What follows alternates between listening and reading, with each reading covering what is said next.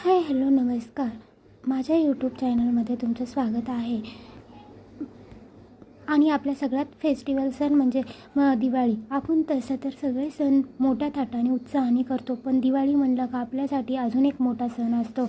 म्हणजे ते आपली उत्साही खूप हे असते. म्हणजे काय करू काय नाही, महिलांसाठी साडीवर काय वेअर करू, त्याच्यासाठी मी एक ज्वेलरी घेऊन आलेली कंबो सेट.